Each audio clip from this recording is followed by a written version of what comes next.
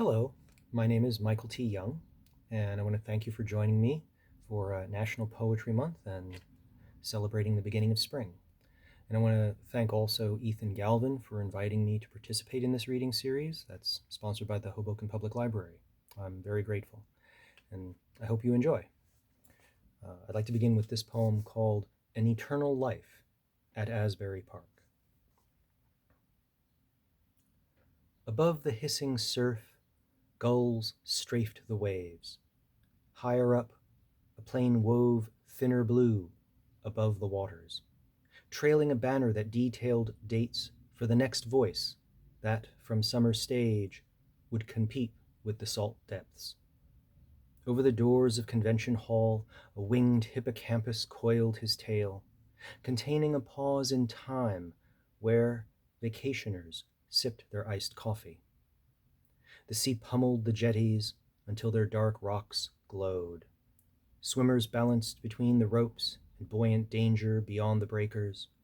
Children dug up shells from the sand, each cradling the perfection of a day we would gladly repeat forever.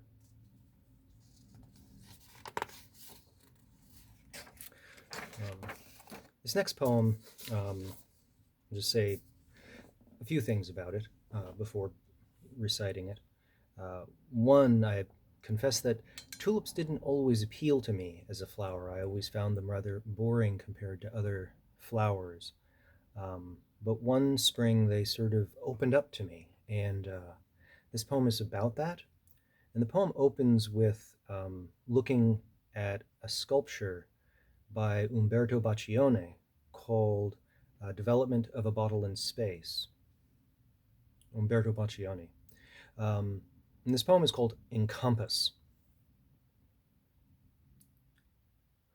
Walk around a statue, such as Baccione's Development of a Bottle in Space. How much can be understood of its disintegration, twisted into such elegance, without spinning and spinning with its fractured curves? By a similar turning, I arrived this spring, and first comprehended the beauty of tulips.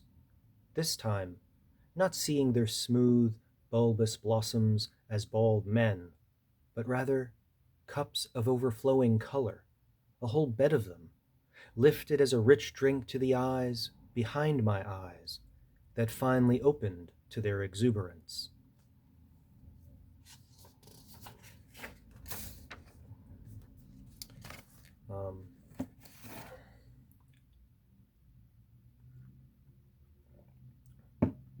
I'm also going to read some various poems. I'm going to sort of dip in and out of my latest collection, which is The Infinite Doctrine of Water. And I'm going to read the first poem in this collection, which is called Advice from a Bat. Hunt only at night. Fly erratically. Defy even your own expectations. Feed on beetles, moths and mosquitoes, whatever is small and annoying. Cultivate the myths about you until every predator fears your legend. When hunting, be guided by a language only you can hear. The same is true when courting the one you love. Clean fangs and fur nightly. Crawl or climb to confuse the observant. Retreat to a cave no one believes in. Let the day and the world pass while you sleep, and sleep upside down, ready to wake and fall into flight.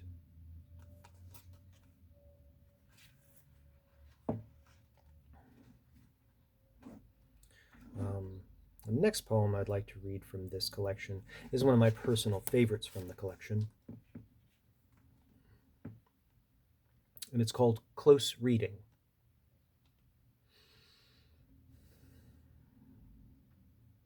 I used to read while nestled in a crook of maple branches, or seated on a slab of concrete that jutted into lake water, striders coasting the rumpled sheets. Reeds on the far shore needled the shallows, writing a subtext into palms of sunlight, alluding to trout and bass tunneling the deep, to the early alphabets of mud and rock. Mallards skirted the surface by day, bats skimmed it by night, their wings scratching brief calligraphies into the water. There was always something to read, a word or glyph to decipher. Canada geese pausing in their long migrations, or a dead fish with pierced armor, leaking his guts to the summer sun. To flies unzipping the air in busy gratitude, to those days when my idea of heaven was so big, it contained even this.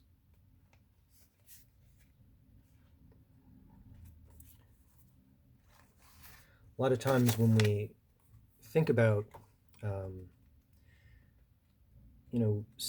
nature and our relationship to nature, um, we often think about the things that we naturally gravitate toward, the beautiful things, certain flowers we like, birds of certain kinds. And a lot of times, you know, it takes patient, close observation of various things that for us to discover the beauty in them that we didn't see before. Mary Oliver has a wonderful poem called Moles, and she looks closely at those little animals and their lives, and she sees the beauty in them. And this is a poem that I have that's one such close look. This is from my book, The Beautiful Moment of Being Lost, and it's called Slug. I nearly stepped on him in the half-light, then caught myself. Then I turned to watch him, gliding through the evening shadows. His long, slick body curled, spotted brown and white, eye stalks glistening. In the dim glow, part streetlight, part moonlight, he only turned his head, seeming to consider which way to go. Watching his deliberate movement, I forgot he was a name we give each other in contempt. What I noticed was his strange beauty and slow power, and what in me refuses to be rushed, doing one thing at a time, carefully, like scraping the pots clean of dried pasta, or writing the same poem over and over till every word is the right word, the right word. And here's what always found a place to think, a place alone at a lakeside, on a hill, by a window.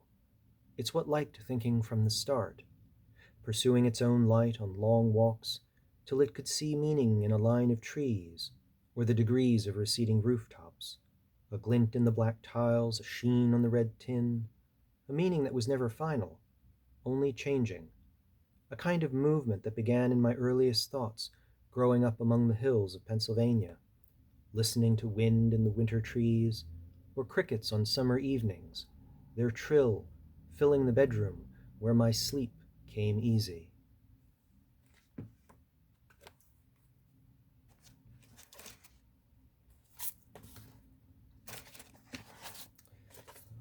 Let's see.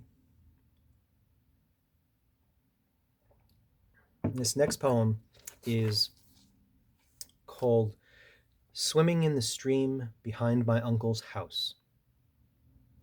A careless 8-year-old, and only just learning to hesitate at the brink of things, I jumped in, agitating the bottom into a brown storm cloud, dragged around the bend under the shade of overhanging willows. Their leaves wrote in the water a gurgling language of allure. Diving under was such acceptance. Soft embracings pushed and parted before me, the danger of too much giving way. Minnows and cat-tails yielded to my thin arms. The current buffeted my ribcage, tugged at my limbs, until I rose into the polished understanding of my own limits, my short breath unable to merge to the very thing I'm made of. But it's how I learned to let the muddy waters grow steady, their surge within me calm, until their clouds settled and cleared, and I became a place where sunlight can shine and dance all the way to the bottom.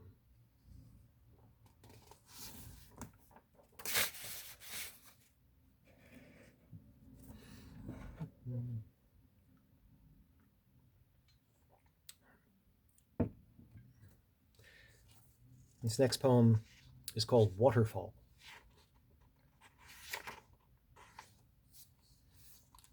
Waterfall. Over scree, up the rock face, we climb between sorrel and saxifrage. Against the call of gravity, the force that assembles all beauty up to the highest edge, where steep winds sheer clouds over the peak of everything we shall never conquer. But down here, within our reach, water rains down, sloping an outcrop of glistening rock, and the hard decision to stop and finally look. We turn there, at the water top, and inhale the vertiginous view. The valley's long expanse invites us, a proposal that starts a lifetime together, like ours, the slow promise of growth, the need to take root, admire the pine clinging a step from the drop. In the distance, where someone decides to camp and start their fire, a finger of smoke pokes the clouds. It's what they make of their days and nights on a common ground. It all goes out and returns, like a red-tailed hawk circling back to this vantage where we stand, while between us swirls a curtain of spray, flaked sunlight scattered and rising from the endless tumble and roar.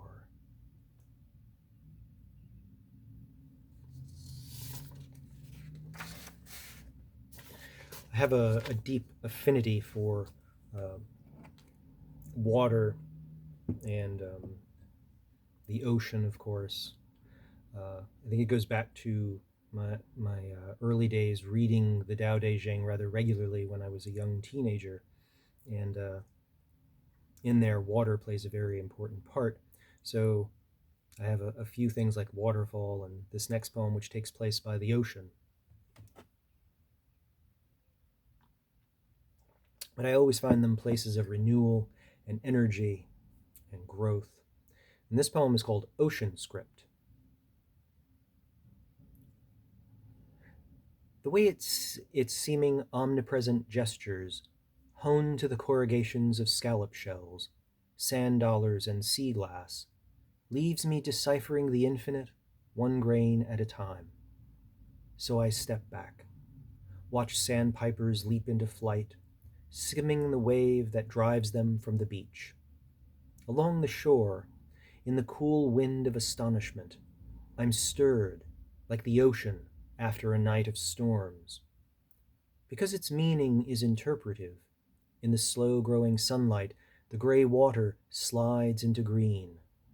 Gradually, I see what seems like a miracle trying to happen. Each moment tucks under the folds of each wave as if it could gather and contain all the necessary beauty of a lifetime, carry it whole and onward. In the instant of that funnel, before the breaker closes, there is a remembrance of flowers, a trumpet of morning glories, in which my hope is all eyes, coiled in its collapse, following it up the strand, ending in a string of seaweed at the feet of gulls.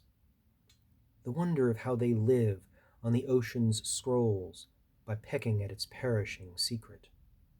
At the tide line, mussel shells glisten dark, tumble and flash, their nacreous insides like bits of moonlight, and all I wait for. Their black hollows clack and settle, accumulating like fragments of night under me. When I turn, I walk off into remnants of stars.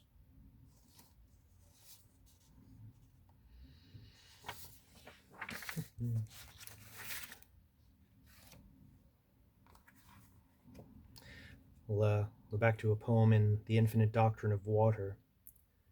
This is a poem I don't believe I've ever read at a reading. And yeah, it's called Cipher. On the long road home, I stopped for gas. Behind the station, small black chimney swifts circled at the edge of a farm field.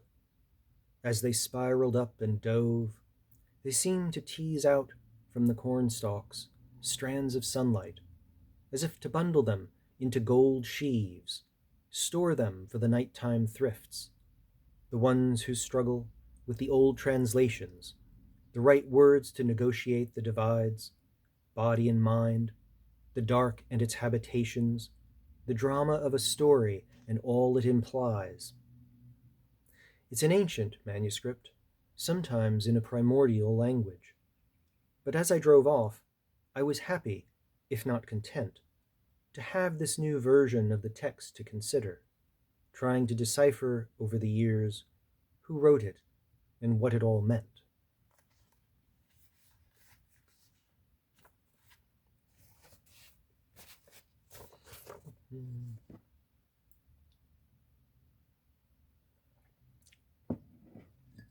This next one is called Hyacinth.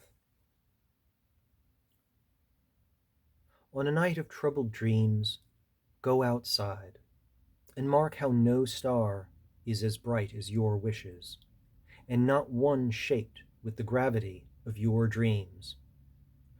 Hold a cordate leaf in your hand, and know its contours are nothing like your heart, and the texture of what you feel is not so foliate. Then turn down any road and walk on, for here all roads give way to a field, spotted to the horizon with trees that there are no names for, except those you give them, as you make your way, inhaling the aroma of a knowledge that fills the air like the scent of hyacinth in spring.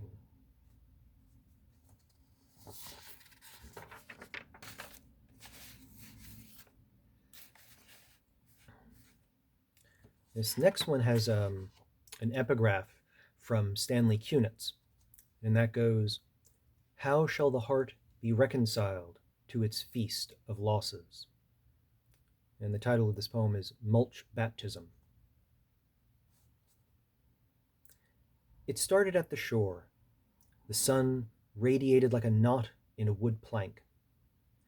It was also the unappeasable heart, burning, multiplying in seawater, scattered in waves to teach the world how to hunger. Gulls broke clams over rocks and the dimensions of desire, how it grows in the dense kelp forests, dark and shaking with sea slugs and peanut worms, down even to the abstract roots of the mind. It's why words and thoughts seem to wriggle up from slime, surface to shake off their wings, and fly into overhanging trees like dragonflies. So take communion with the moon as a wafer, a history of natural changes and mythological weather. Be the inlander in love with the margins of the sea. Carry a bag of earth and bend over to reflect the reflective strand, and gather fragments of shell, bits of sea glass, sand, and flakes of the breakwater, stashing them in pockets. With all that to carry, it will be miraculous that you don't grow heavy. Then turn to retreat through the dunes, loaded with your store.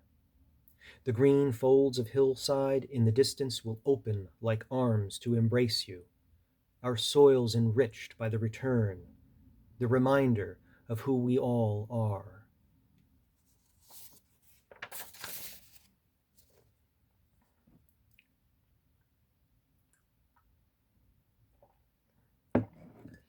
This poem is not necessarily a poem that relates to nature, although I'm always bringing in nature, but it does go back to the water imagery, and it's definitely about, to my mind, spring is all about the opening up of everything, the flowers opening, the leaves unfolding on the trees, everything, opening up and embracing, growth and transformation and life. And that's what this poem is about. It's called Ways to Open. The door to my house is so blue, I think of it as an entrance to the sea. In its beveled window, reflected clouds swell white, like an organ forming, a lung, alluvial and spilling its breath of salt gems and spindrift. Waters splash off the frame, depositing on the doorsill memories in the shape of shells, a sprinkling of sea glass. The blue sky, beyond looms and reminds me there is a lock and somewhere a key. On clear days, I can remember that what I'm attempting is to find new ways to open.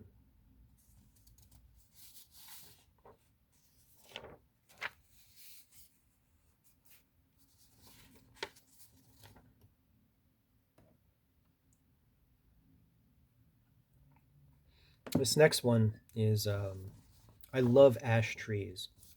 I find them extraordinarily beautiful. Their bark is just so elegant.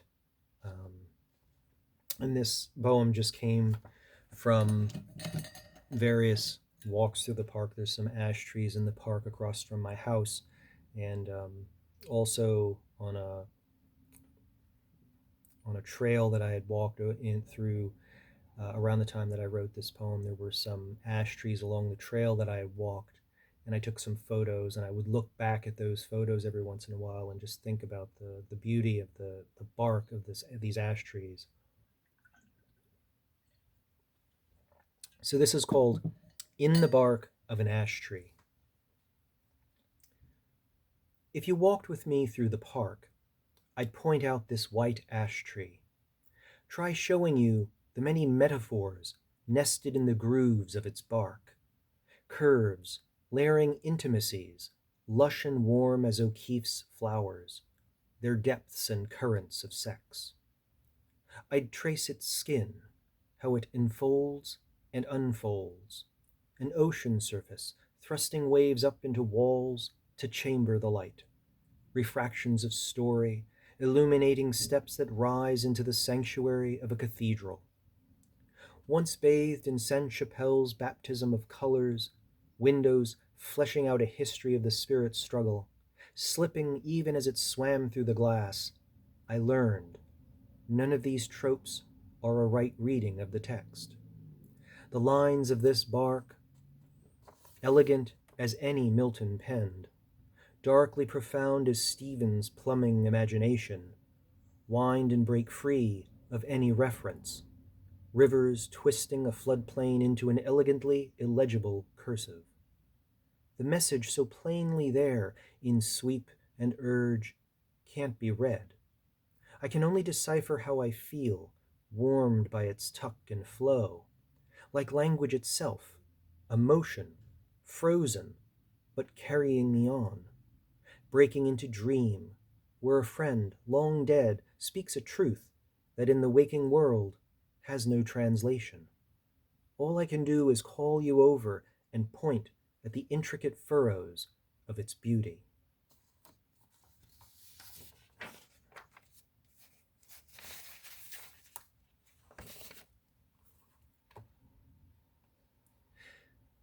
This next poem is a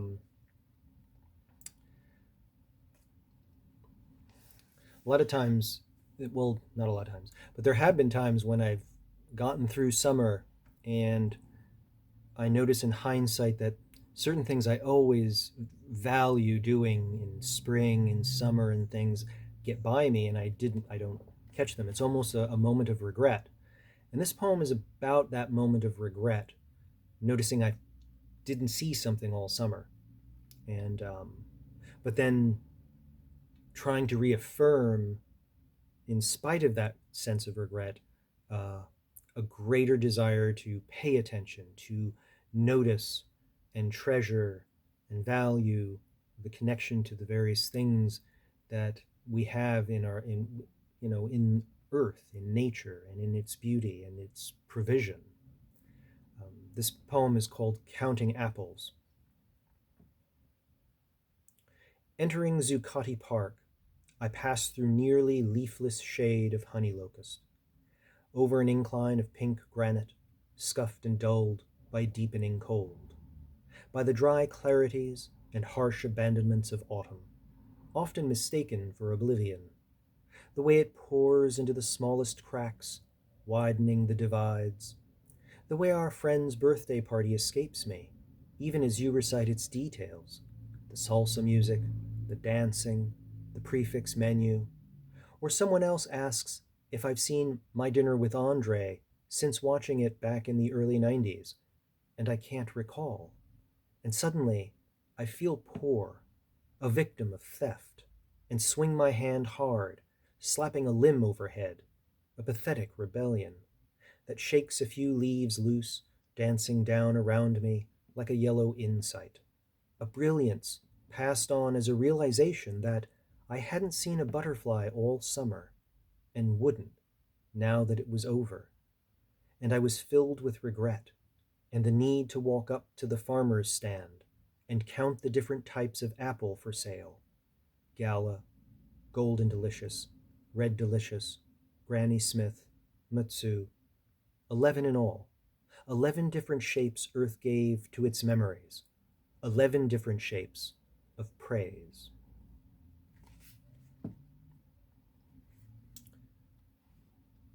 Let's see.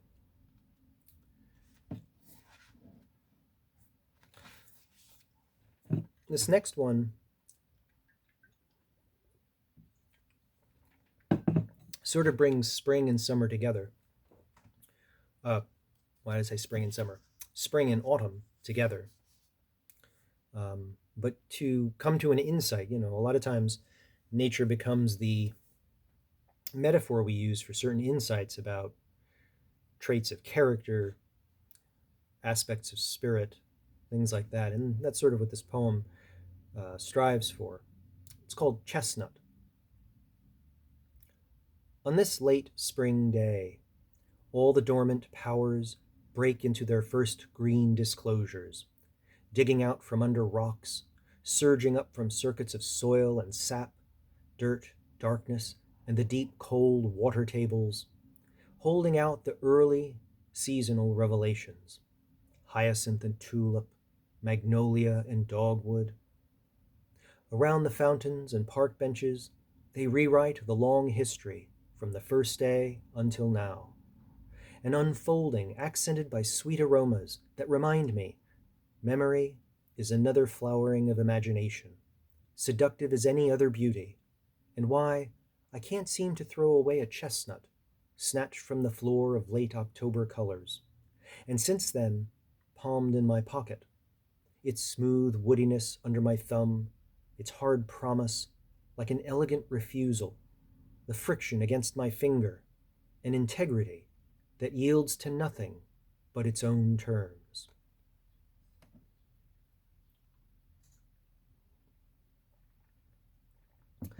And this next one is called Seed. This also, just as the poem in the bark of an ash tree references Sainte-Chapelle, this poem does as well. It's if you've never been to Paris, or if you've been to Paris but haven't been to Sainte-Chapelle, I'd highly recommend it. It's a small, it's a cathedral there, and it's well known for its stained glass. There's this one chamber that is, on a sunny day, you're just surrounded by color, and the panels, literally from the beginning all the way around to the end, tell the entire story from the Bible, but in stained glass. And this poem is called Seed. I prefer reading history in a flowering of dirt and cooked mud. The glittering text of macadam after rain, the squirrel's risky acrobatics in the mulberry, leaps from limb to telephone cables, the occasional fall and hard thud. The beauty of this daring makes a stage of my backyard, makes the page of a story printed in the very enactment, an image I carry with me, like a book of hours, or the stained glass panels of Sainte-Chapelle, telling the whole story from creation to the end of the world in images and colors radiant with struggle. Let's see.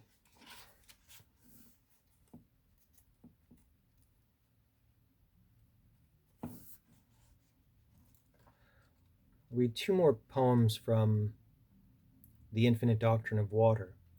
I'm going to read the title poem, The Infinite Doctrine of Water, and then I'm going to read the last poem. And both of these, as I said, I have an affinity for water imagery, and both of these poems work from that. The Infinite Doctrine of Water. Go around, it says, or through, or under, or over, but go on. Stand still for no one and no thing, because when you stop, your breath will thicken and grow dark. The life swimming in you, rot. The stones will not preserve you. Their hands will not endure. In fact, you will grind them down to pepper the way for those who follow. Whatever trinkets you pick up, soften them in your hands, shaping them with the gentle art of friction. For whatever is worth carrying is worth imprinting with the change you are part of. And remember to drop them somewhere along the way to the sea, small polished pieces of you, left behind to collect the light.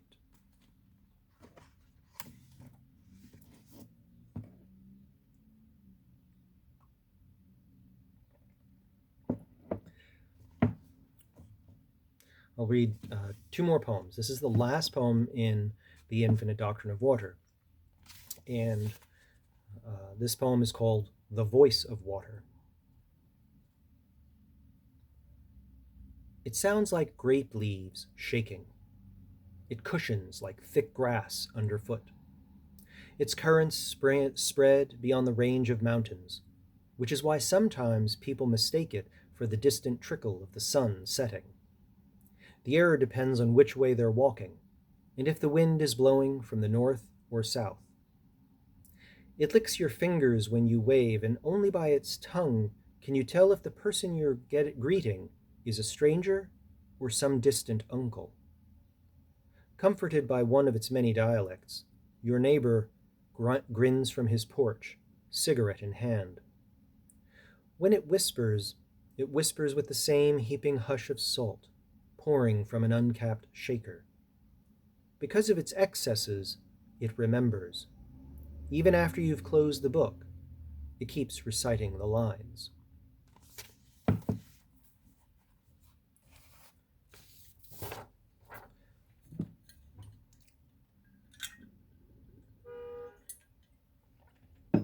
And I'm going to end with this poem called Flight Patterns.